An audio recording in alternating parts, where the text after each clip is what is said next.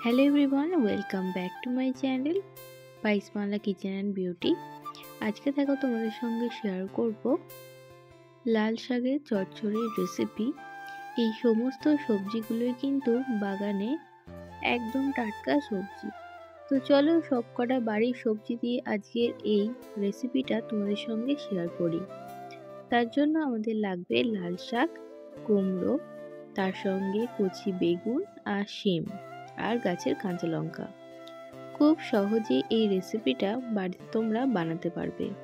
তার জন্য সবার প্রথমে যেটা করতে হবে সেটা হলো কড়াইয়ের মধ্যে বেশ খানিকটা সর্ষের তেল ভালোভাবে গরম করে নিতে হবে।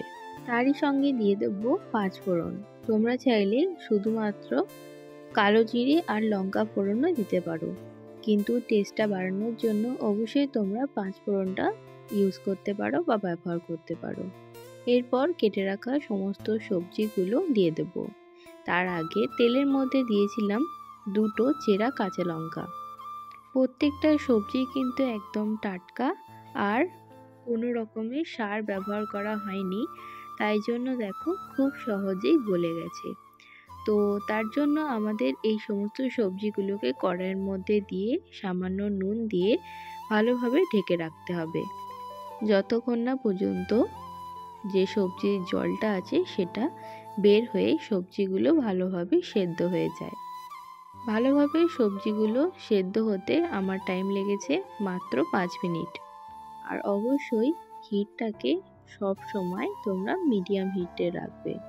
তোমরা চাইলে এখানে রসুনও ব্যবহার করতে পারো, কিন্তু আমি কোনো রকম রসুন না ব্যবহার করেই শুধুমাত্র 5 ফোড়ন দিয়েই এই রেসিপিটা করেছি আর 2টো কাঁচা লঙ্কা ব্যবহার করেছি।